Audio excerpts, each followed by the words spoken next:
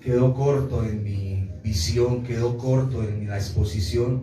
Por eso te suplico que me ayudes, que me des sabiduría y entendimiento, igual que coloques gracias, Señor, en el corazón de mis hermanos para entender la palabra en esta mañana. Señor, ayúdanos, porque al pasar de los días, el corazón de nosotros se engrosa, dudando de que tú puedas hacer milagros en nuestras vidas y en nuestros corazones, lo cual me hace entender que estamos cortos de visión, Señor. Ayúdanos por favor a entender este texto en esta mañana y que podamos descansar en esa riqueza que tú tienes para nuestras vidas y para con nuestros corazones. Adoramos, bendecimos, exaltamos tu nombre, Señor. Que tu Espíritu sea reinando en nuestra vida y en nuestro corazón. Que seamos nosotros verdaderamente quebrantados por tu palabra, y eso solo lo causa tu Santo Espíritu. Ayúdanos a tener el oído sensible para poder escuchar tu palabra. A ti la gracia y la grandeza por los siglos de los siglos. Amén.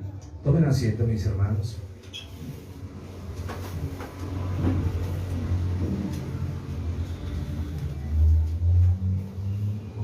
El día de reposo no es el final de la semana, sino que nos prepara para una nueva semana, y es muy significativo para nosotros. Es como un reinicio, lo habíamos dicho.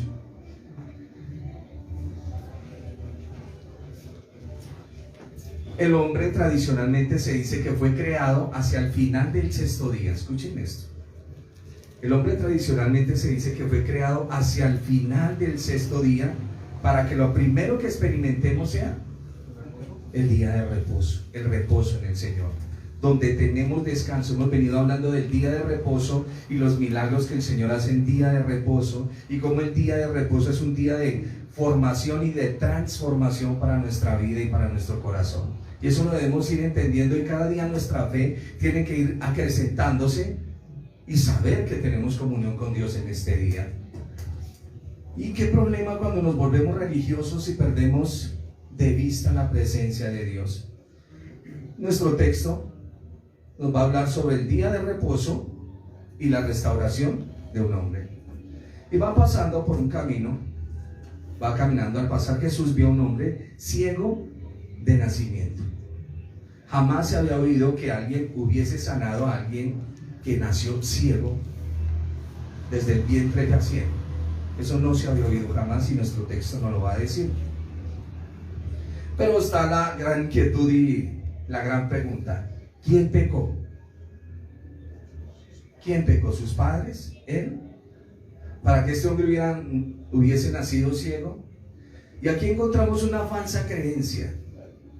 Hay veces culpamos de ciertas enfermedades a que alguno de nosotros pecó, y tenemos una mala perspectiva de eso. Y es lo que el Señor le va a enseñar aquí a sus discípulos. Le preguntaron sus discípulos diciendo, estoy en el verso 2, Rabí. La palabra rabí no habla solo de un maestro, sino de un maestro sublime. Es una connotación muy grande cuando utilizan la palabra rabí. ¿Quién pecó, este o sus padres, para que haya nacido ciego? Muchas veces adjudicamos a ciertas enfermedades a la causa del pecado. El pecado trajo la enfermedad, pero no necesariamente la enfermedad es causa del pecado. No sé si me entiende el juego de palabras que estoy utilizando. Una persona puede enfermar, pero es para la gloria de Dios. Versículo 3. Respondió Jesús, no es que pecó este.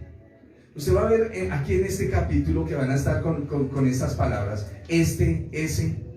En todo el capítulo se va a referir así, porque es una unión entre el Señor y este ciego. Y ya lo vamos a mirar. Respondió Jesús, no es que pecó este, ni sus padres, sino para que las obras de Dios se manifiesten en él. Tengamos cuidado cuando estamos juzgando ciertas enfermedades de las personas. Sé que Dios utiliza la enfermedad para manifestar su gracia y su grandeza. Y esto es importante entenderlo. La enfermedad no es de Dios. Por el pecado entró la muerte, pero la enfermedad el Señor la utiliza para mostrar su grandeza y su poder. siempre tenemos la fea costumbre, porque nos enseñaron eso, a estar juzgando la enfermedad de alguien a causa de su mala conducta o de su pecado. Este hombre nació ciego, toda la vida ha sido ciego. Y ahorita vamos a ver el impacto tan tremendo. ¿Usted sabe lo que nunca haya visto la luz y la vea? Eso es fuerte. Una cosa es una persona que tenga la vista y la pierda, ya sabe los colores, conoce, pero nacer ciego, y lo que va a suceder aquí es importantísimo. Y encontramos aquí una falsa creencia. No era asunto de pecado de este hombre o de sus padres como la causa de su ceguera. Y el Señor dice: me es necesario hacer las obras del que me envió. La palabra enviar es Siloé. Entre tanto que el día dura, está diciendo, mientras yo estoy aquí con ustedes, tengo que hacer las obras. Pero vendrá el momento en que tengo que partir. La noche viene cuando nadie puede trabajar. Entre tanto que estoy en el mundo, la luz solo se percibe por medio del ojo. Quiero que recuerde algo. Este ciego no le pidió al Señor nada. Él no le dijo: Señor, sáname. Él nunca pidió nada. Es el Señor quien se acerca y le va a regalar la vista. Y es importante entender esto. Entre tanto que estoy en el mundo, luz soy del mundo. Dios es la luz del mundo, y solo a través de Él es que podemos ver las cosas correctamente. Porque hay veces no tenemos claridad en lo que vemos, porque espiritualmente andamos a veces como ciegos. Si hemos nacido en el Señor, y tenemos que tener luz para las cosas que estamos haciendo. Cuando vivimos en pecado, estamos en la oscuridad espiritual. Necesitamos la luz de su palabra y de su presencia. Les he dicho siempre: pongan cuidado a las palabras que les estoy diciendo, porque no son fáciles, aunque son sencillas, pero tienen una profundidad. Cuando vivimos en pecado, estamos en la oscuridad. Es que no logro entender, es que no logro. ¿Qué está pasando? ¿Qué está pasando? Revise su corazón. Hay una oscuridad espiritual y necesitamos la luz de su palabra. ¿Quieres tener claridad? La palabra de Dios te da claridad. ¿Cómo es posible leer la Biblia y no tener entendimiento de parte de Dios? Eso es contrario. Es como decir que usted se metió en el agua y no se mojó. ¿Me estoy explicando? Es muy raro que usted coja la Biblia y el Espíritu del Señor no lo ministra. Creo que es con la intención con que me acerco a la Escritura. ¿Cuál es la intención que llevo? Y necesitamos su palabra, y al leer su palabra, lo hemos dicho, la Biblia es como un espejo. Usted abre la Escritura y comienza a leer, y a medida que comienza a leer este libro, que es un espejo, comienza a reflejarle el ser que está en los cielos, nuestro Dios. Y ahí es donde viene la comunión con su palabra y con su Espíritu. No es solo leer la Biblia. Debo tener entendimiento de que el Señor está a mi lado, y si tengo una pregunta, se la formulo a Él. Señor, ¿cómo así esto? ¿Por qué lo otro? Hemos venido aprendiendo esto durante mucho rato. Su palabra y su presencia hace que nuestros ojos espirituales sean abiertos para responder de acuerdo a sus propósitos y planes. Hay personas que todavía no saben ni cuál es el plan de Dios para ellos. Y esto es grave, es debido a que no ponemos cuidado. La historia de este ciego trae unas verdades impresionantes. Hay personas, espero me entiendan las palabras, hay personas que son ciegas teniendo sus ojos porque son sordas, y hay personas que no pueden ver pero sí escuchan todo. ¿Sí me estoy explicando? Por eso hay un dicho que dice que no hay peor ciego que aquel que no quiere ver. En esa expresión está implicado el oído. No hay peor persona que dándole la palabra y escuchándola no quiera verlo. Por eso digo que el oído está muy conectado a la vista. Pero este ciego sí escucha. Este ciego sabe bastante, y ahorita lo vamos a ver. Y hay personas que teniendo sus ojos, como los que vamos a encontrar acá, aparte de que son ciegos, a la vez son sordos, pero sordos a voluntad. Hijo mío, no haga esto. Hija, no haga esto. Son ciegos y sordos a voluntad. Dicho esto, escupió en tierra e hizo lodo con la saliva.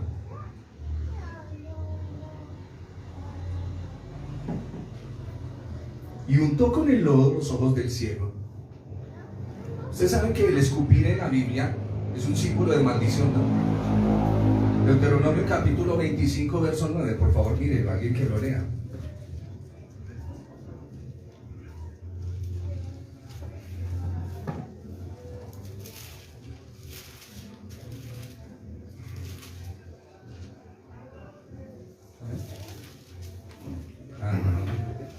Se acercará entonces su cuñada a él delante de los ancianos, y le quitará el calzado del pie, y le escupirá en el rostro, y hablará y dirá: así será hecho al varón que no quiere edificar la casa de su hermano. Amén. Está hablando ahí de unas leyes de Levirato, me parece que es. Pero el texto está hablando de escupir, y escupir es un acto de maldición. Ahora, les doy el texto para que me entiendan algo. Aquí hay una trascendencia espiritual. Cuando el Señor escupe en la tierra, ¿qué estará representando eso? Recuerden que de Jesús no sale maldición.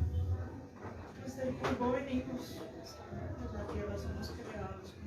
Sí, señora. Entonces pienso que al momento de que el Señor escupe, quiere decir que le da la bendición a este hombre. Sí, señora, perfecto. Pero recuerden que del Señor Jesús estamos hablando que el escupir es maldición en la Escritura, porque ahí está el texto. ¿Por qué escupe sobre la tierra? ¿Para quitarla? ¿Por el sacerdocio?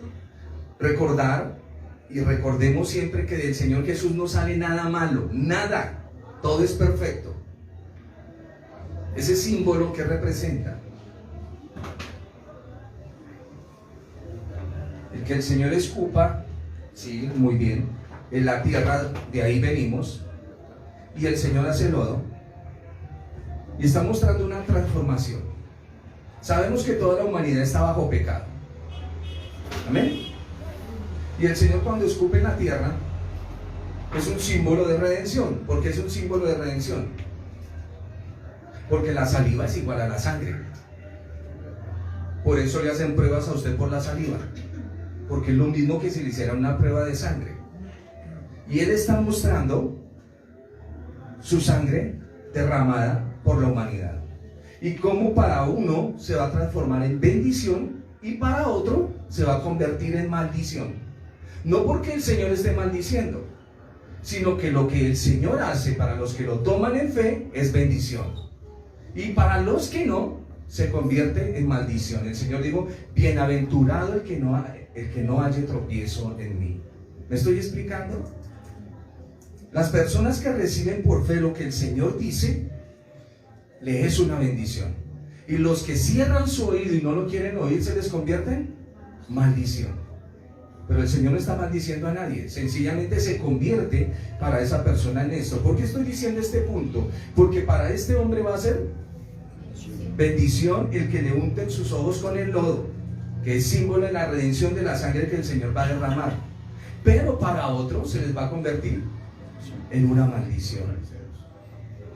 El suelo habla de la transformación de las cosas terrenales en una nueva creación. ¿Los estoy complicando? No, es sencillo, ¿cierto?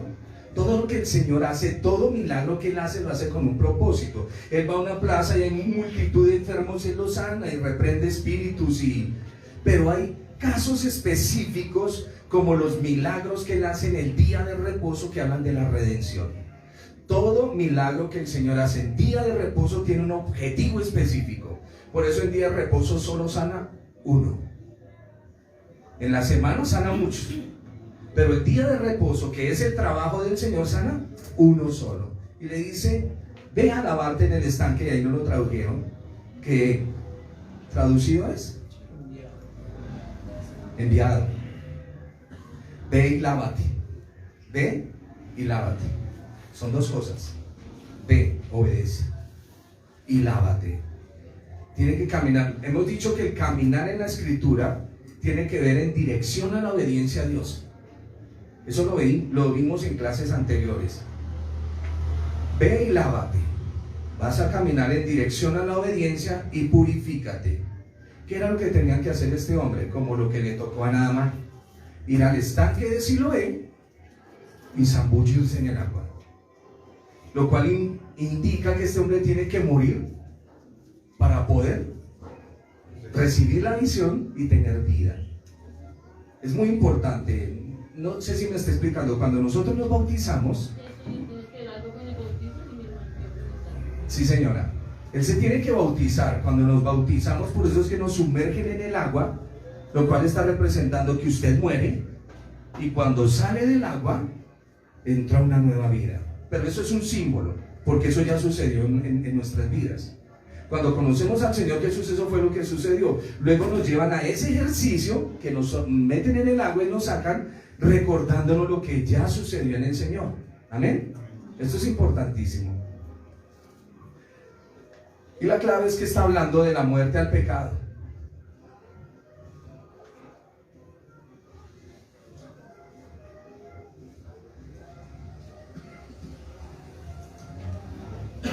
El barro representa la sangre del Señor mezclada con la humanidad.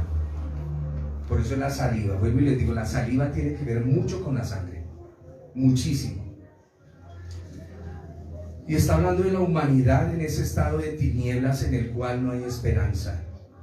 Y él tiene que ir a hacer ese ejercicio. ¿Quién lo lleva? Pero llega. ¿Quién lo lleva al estanque? No, ve y lávate. Ve y lávate. Ahora, no es que él llegó y se lavó sus ojitos así, no. El lávate en el contexto es la inmersión, tiene que meterse dentro del agua. Y el Señor dice, Jesús está enseñando aquí que cuando Él dice yo soy la luz del mundo, también dice que Él es la fuente no solo de la luz, sino de la vida.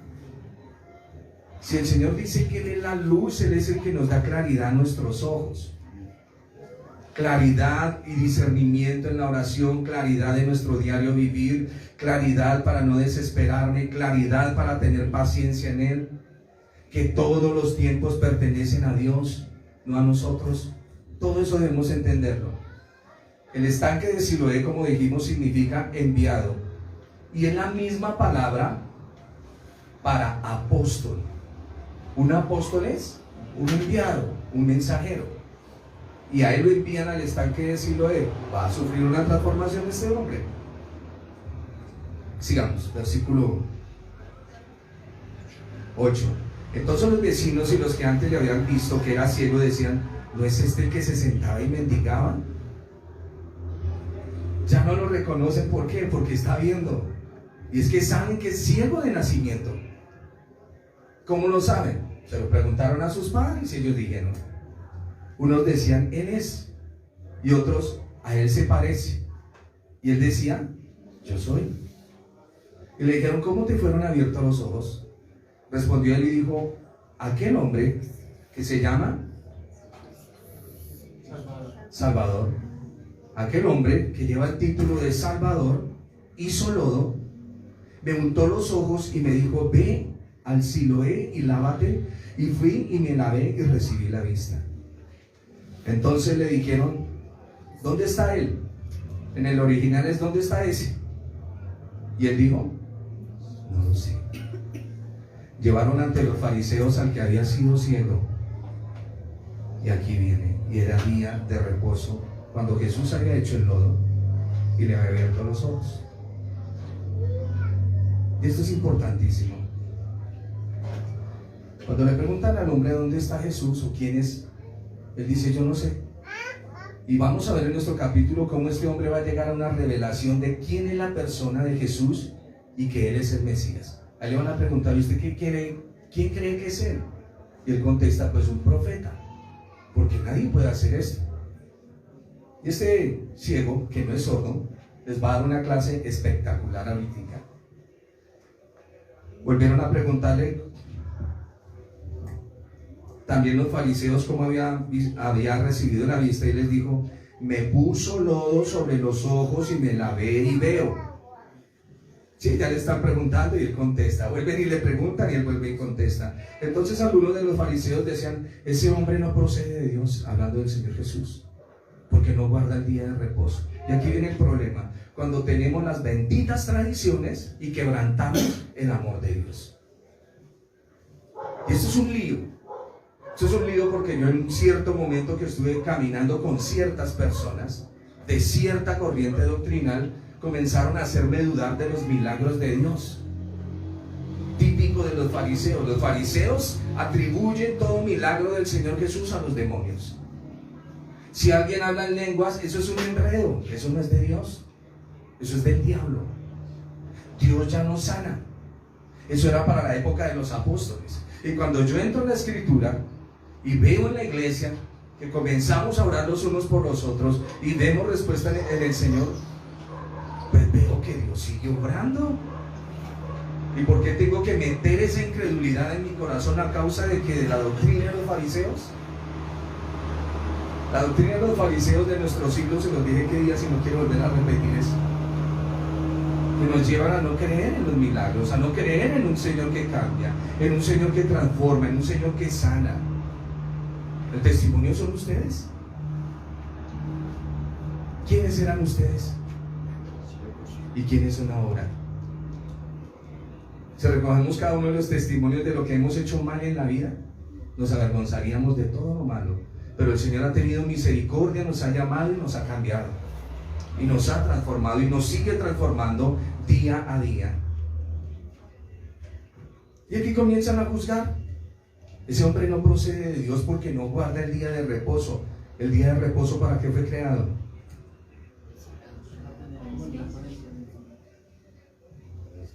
¿Qué más trae ese día de reposo? Misericordia. Servir. Isaías 58, compartir el pan con el hambriento. No estar peleando con el hermano. El día de reposo trae tantas bendiciones para nosotros que no es solo discutir de que guardamos un día. No, es que nosotros vamos a culto el domingo. No. ¿Qué es eso?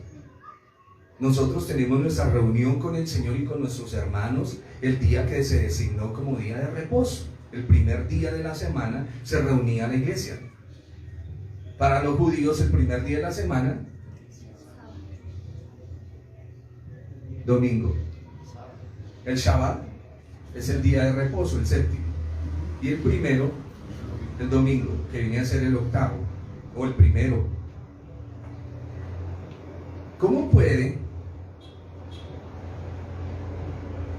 A ver, ese hombre no procede de Dios porque no guarda el día de reposo.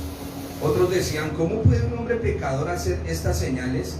Y había entre ellos disensión. Hay dos puntos de vista. Uno no guarda el día de reposo y dos dicen: ese hombre es pecador, ¿cómo puede hacer esas señales? Entonces volvieron a decirle al ex ciego, que ya no es ciego. Pero aquí viene la lectura diciendo: volvieron a preguntarle al ciego: ¿qué dices tú del que te abrió los ojos? Y él dijo que es profeta, porque nadie puede hacer esto. Pero los judíos no creían que él había sido ciego y que había recibido la vista, hasta que llamaron a los padres del que había recibido la vista y le preguntaron diciendo: ¿este es vuestro hijo, el que vosotros decís que nació ciego? ¿Cómo pues ve ahora? Sus padres respondieron y les dijeron: sabemos que este es nuestro hijo y que nació ciego, pero ¿cómo ve ahora? No lo sabemos, o quién le haya abierto los ojos. Nosotros tampoco lo sabemos. ¿Edad tiene? Pregúntele a él, él hablará por sí mismo.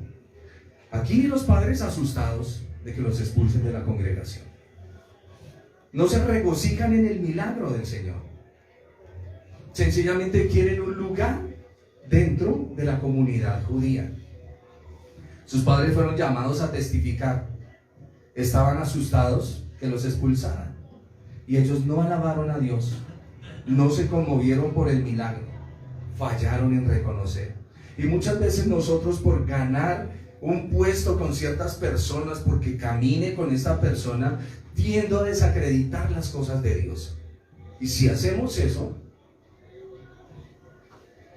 ¿estamos bien o estamos mal?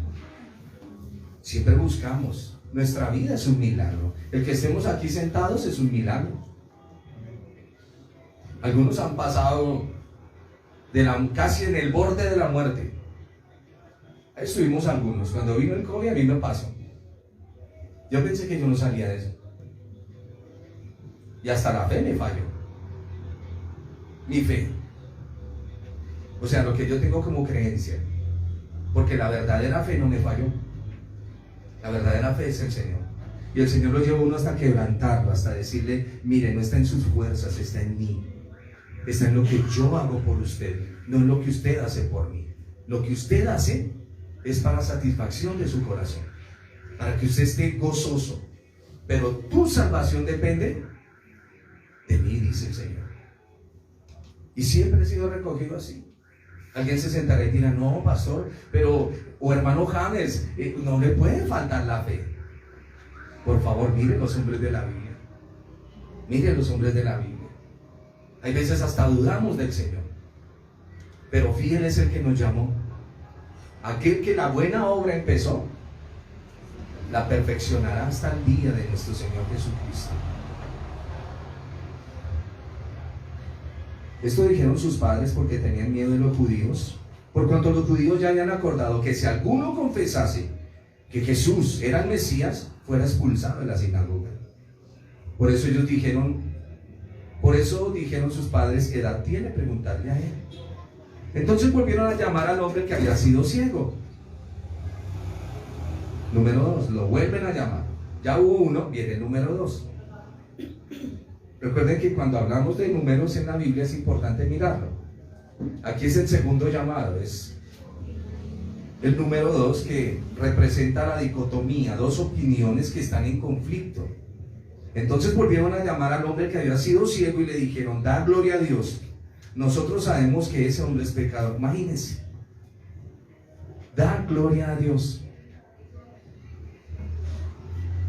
¿Quién sabe dónde tenían la cabeza esos señores? Entonces llamaron una segunda vez, el número 2, que significa dicotomía o dos opiniones que están en conflicto. Le dicen, hable mal de Jesús. O sea, denle gloria a Dios. Es una contradicción. Habla mal de Jesús. Ellos querían que el ex ciego se pusiera de acuerdo con ellos y estaban entendiendo todo al revés. Y con tanta frecuencia, muchas personas que están en el liderazgo y en autoridad, aquellos que se supone deben ser los líderes espirituales, entienden las cosas al revés. No están viendo al Señor. Por eso el cuidado que debemos tener. ¿Tú estás mirando una doctrina o estás mirando al Señor? Es el cuidado que debemos tener. Porque los fariseos están mirando una tradición de los ancianos, creyendo que es la palabra del Señor, pero así no es. Y nosotros debemos de tener mucho cuidado, porque hay gente que defiende tanto una doctrina que se le olvida quién es el Señor. Y esto es importante, eso es una ceguera espiritual. Por eso oramos al Señor para que el Señor nos dé entendimiento de esto. Y vuelvo y lo reitero. Las personas que están en el liderazgo, que están en autoridad,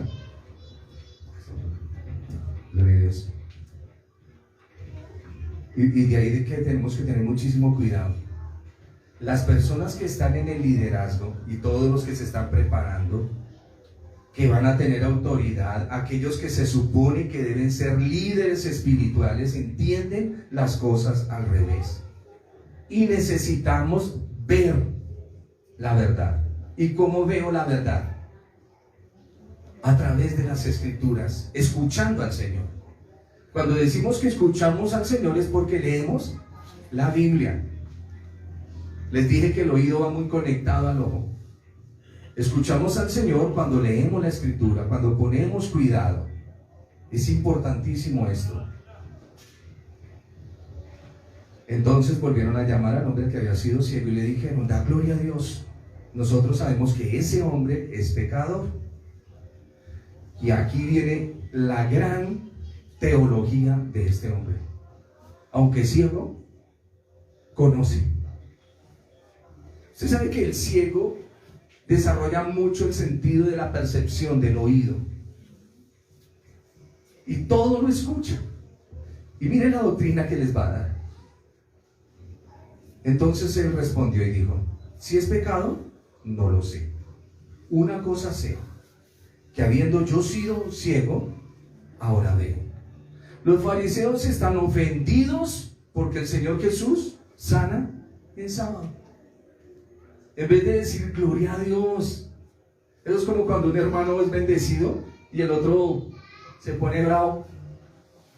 Pero es que mire, dele gracias al Señor que está siendo bendecido su hermano, que le está yendo bien, o a la hermana. ¿Cuál es la envidia? Y perdemos de vista lo que el Señor da. Le volvieron a decir: ¿qué te hizo? ¿Cómo te abrió los ojos?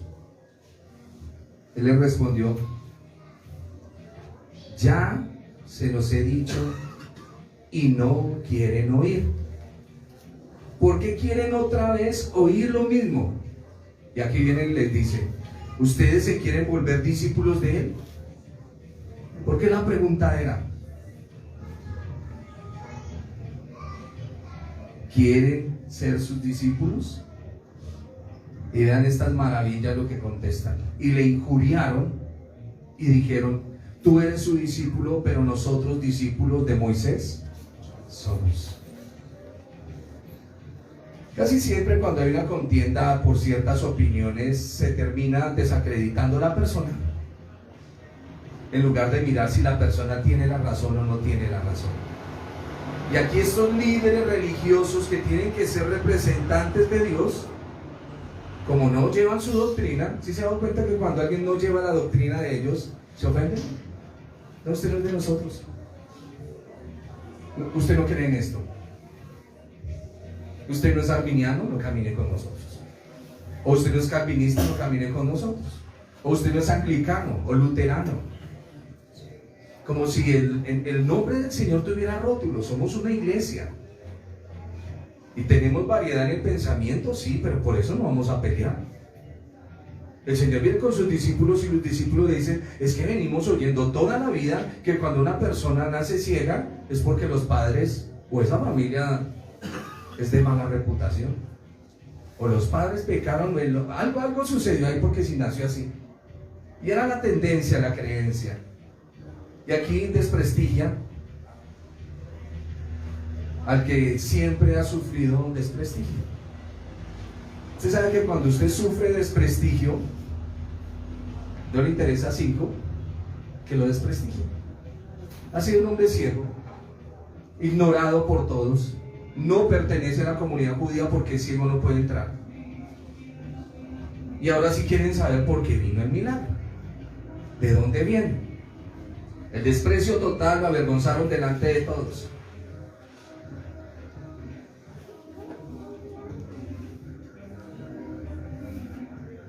Dicen que ellos son discípulos de él. Les decía que aquí en este capítulo hay esos pronombres demostrativos como ese o este.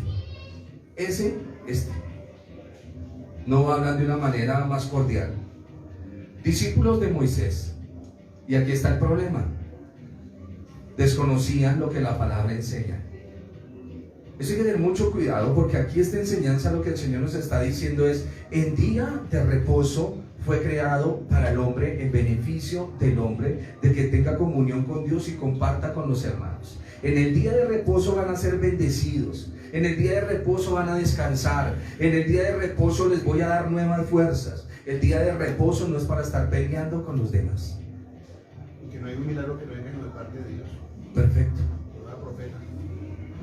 Y ya vamos ahí al punto. Les decía que el problema es decir que se cree en algo cuando verdaderamente no se cree. Si ellos verdaderamente hubiesen escuchado a Moisés, sabrían que Moisés había hablado del Señor Jesús, del Mesías, del profeta que venía. desconocían lo que la palabra enseña. Y por favor tengamos mucho cuidado, que nuestra enseñanza esté basada en lo que la doctrina bíblica enseña, no en una argumentación que tengamos. A mí me tocó a tiempos anteriores batallar con ciertos versículos bíblicos y metérselos a la gente a cucharadas, y el Señor me decía: ¿usted qué está haciendo?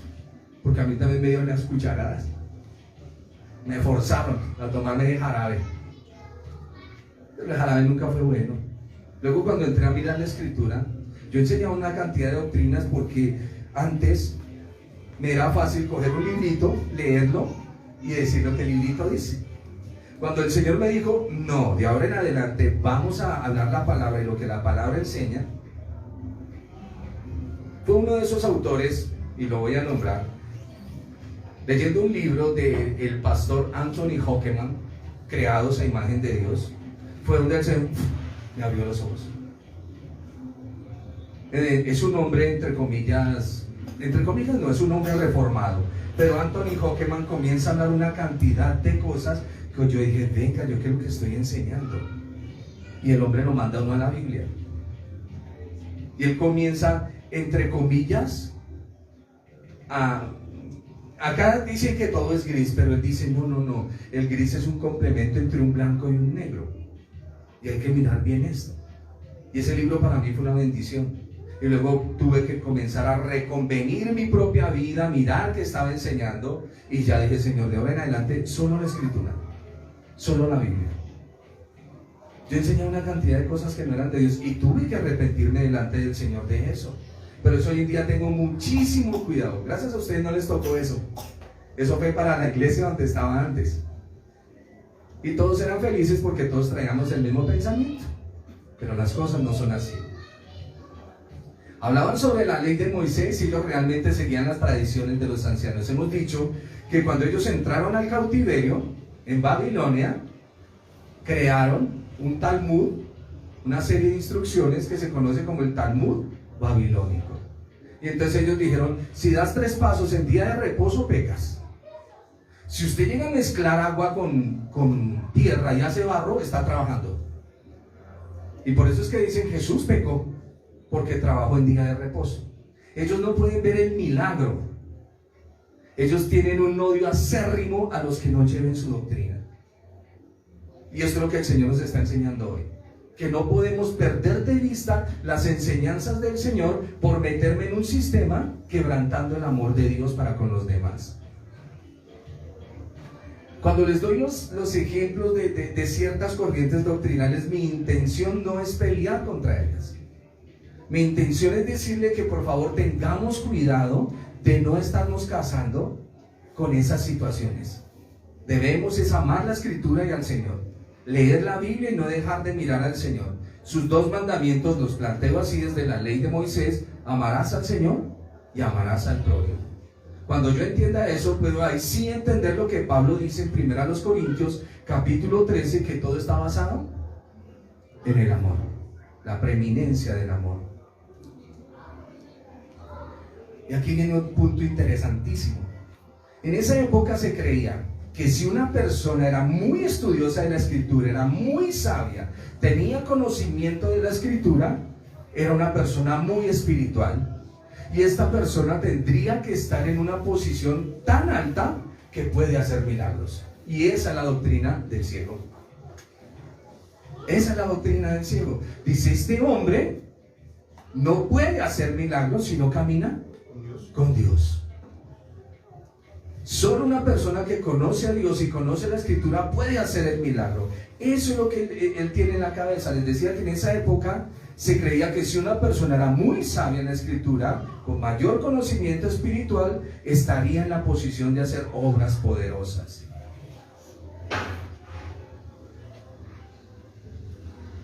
Y le injuriaron y le dijeron: tú eres su discípulo, mas nosotros discípulos de Moisés somos. Nosotros sabemos que Dios hablaba a Moisés, pero respecto a ese no sabemos de dónde sea. ¿Sí ven lo que les hablaba el término este y ese? Con respecto a ese no sabemos de dónde sea.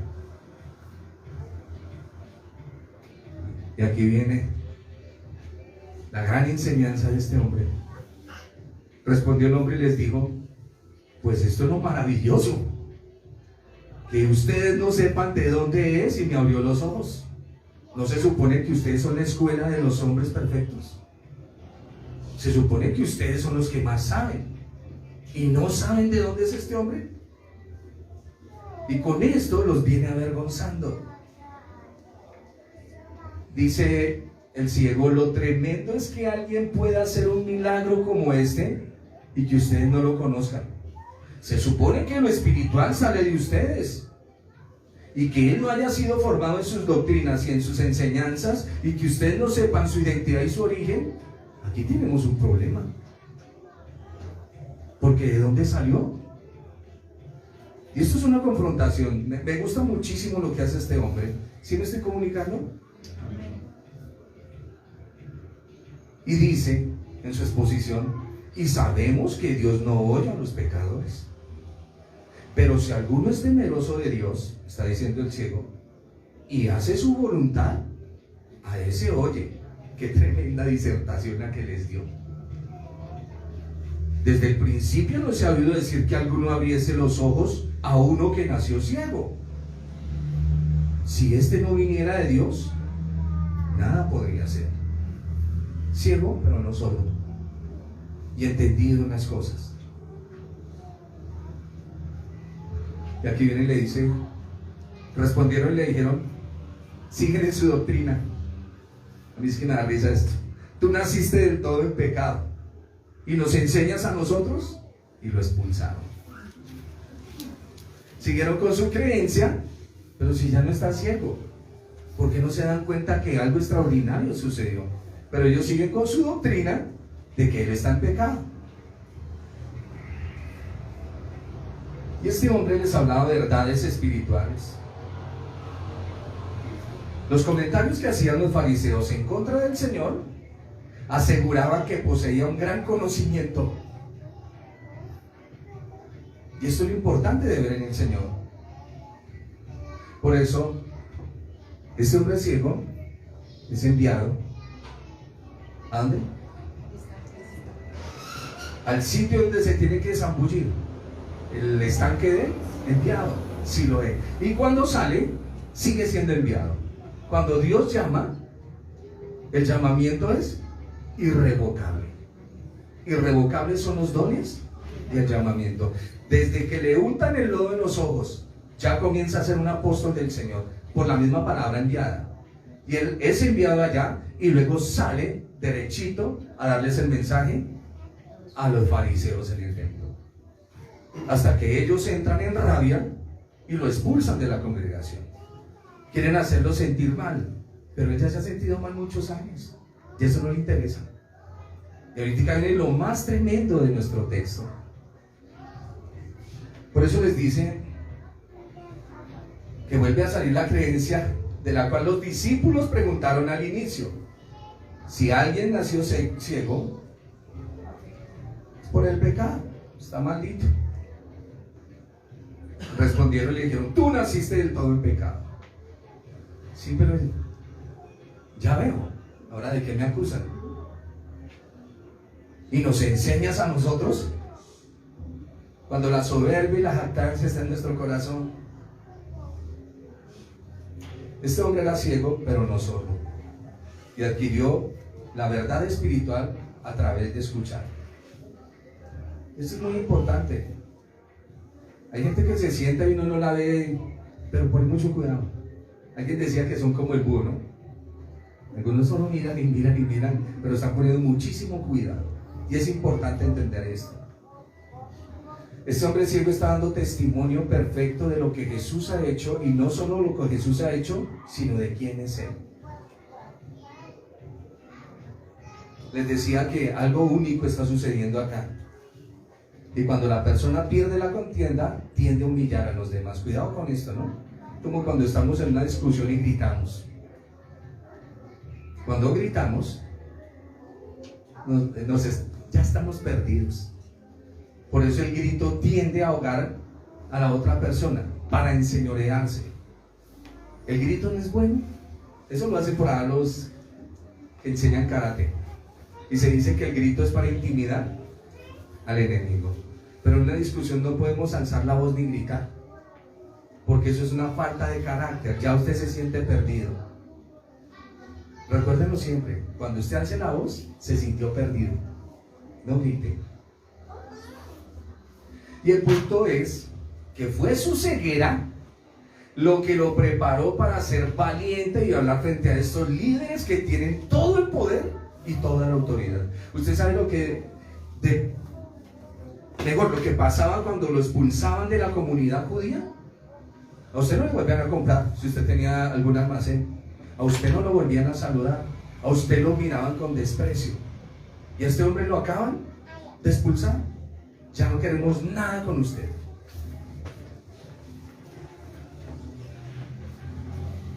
Pero aquí este hombre hace lo que muchos de nosotros debemos estar haciendo.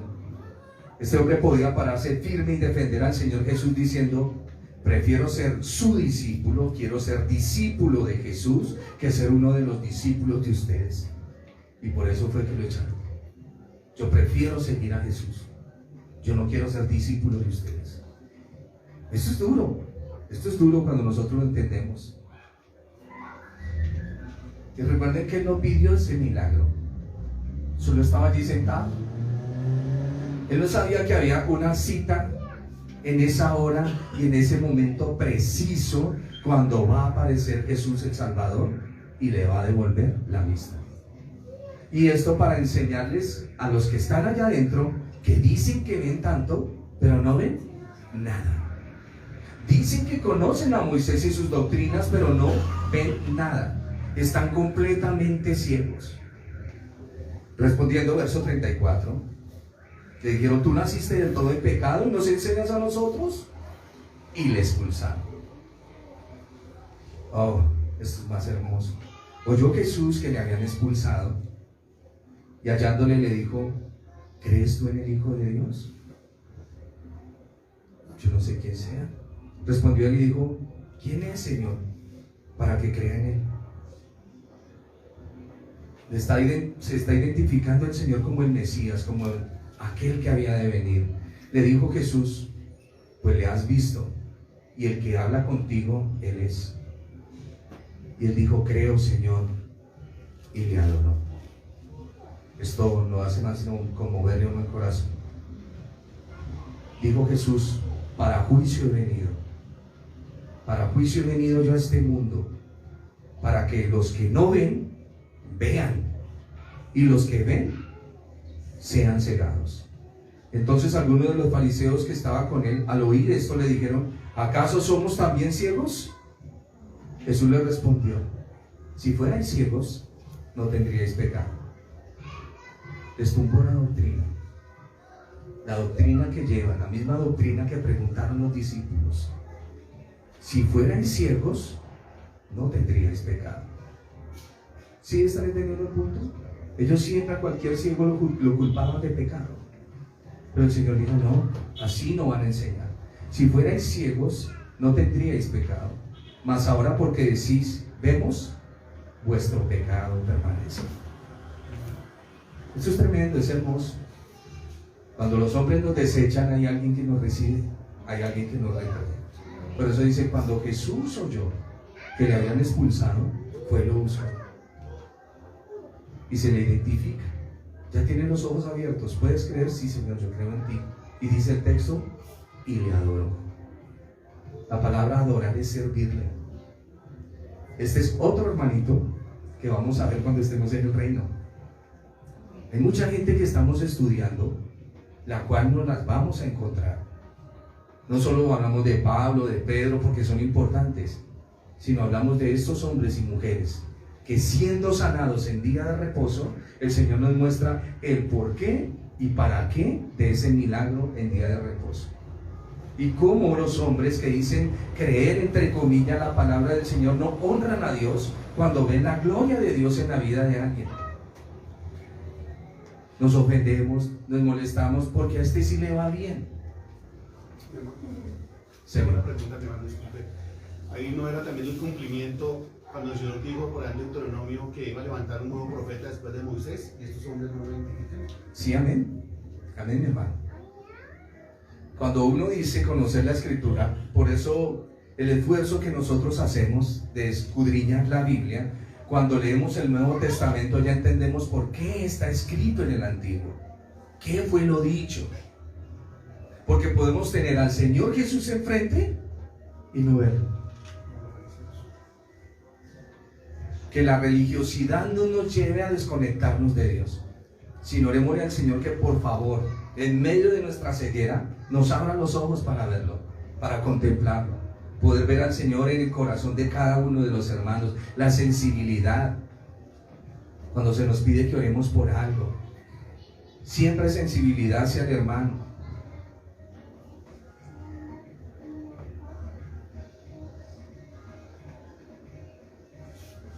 Me quiero detener acá, verso 35, y cerramos la enseñanza. Oyó Jesús que le habían expulsado, y hallándole le dijo: ya tienes los ojos abiertos, ahora puedes creer que yo soy el enviado. Respondió él y dijo: ¿quién es, Señor, para que crea en él? Le dijo Jesús: pues le habéis visto, y el que habla contigo es. Y le dijo: Señor, creo y adoro. Amado Señor Jesús, yo te doy gracias por tu palabra en esta mañana. La verdad, no hay palabras como explicar esto, Señor. Tanto amor, tanta bondad para con nosotros, Señor. Tienes tanta misericordia aún en las cosas malas que hacemos, Señor. Tú nos muestras tu amor y tu compasión. Nos ayudas, nos levantas, nos formas. Siempre tu mano está extendida para ayudarnos, Señor del cielo. Permítenos tener este encuentro cada día contigo, hablar contigo, disfrutar de la comunión que hay en ti, mi Señor. Poder venir y hacerte las preguntas, que por favor tú nos des la consejería que necesitamos, aquellos favores que necesitamos, y aún, Señor, sin podértelos pedir, como en el caso de este ciego, Señor. Tu amor, tu bondad para enseñarnos sobre la ceguera espiritual hace que los milagros sucedan, bendito Dios. Perdónanos por nuestra desconfianza, perdónanos por muchas veces ir en contra de la Escritura. Perdónanos, mi Dios, porque queriendo decir que te conocemos, quebrantamos las verdades, mi Señor. Moisés te vio y se regocijó. Ayúdanos a nosotros también a hacerlo, mi bendito.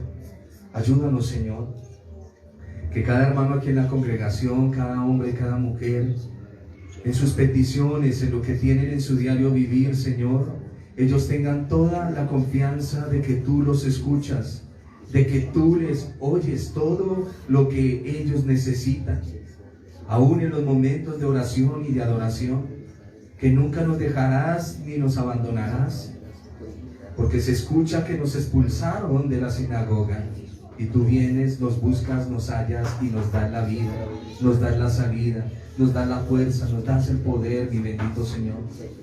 Te doy gracias por lo que tú haces, amado Jesús. Gracias por tu misericordia. La verdad no tengo palabras. Espíritu Santo, tú eres tan hermoso, maravilloso. Tú siempre nos cuidas con esa ternura, siempre nos guardas. Del peligro nos apartas. A ti la gloria y la grandeza, Señor. Padre, yo bendigo a cada persona que está en esta mañana con la bendición de tu palabra y con la bendición que tu Espíritu, Señor, ha dicho en esa bendición sacerdotal, la que tú nos entregas cada día. Abre nuestros ojos, abre nuestro entendimiento, abre nuestro corazón, amado Dios. Perdona las imprudencias de nuestras peticiones a veces y ayúdanos, mi Dios, a tener claridad en los propósitos y los planes que tú tienes para con nuestra vida y para con nuestros familiares. Te adoramos y te bendecimos, mi Jesús. A ti la honra y la gloria, mi Señor.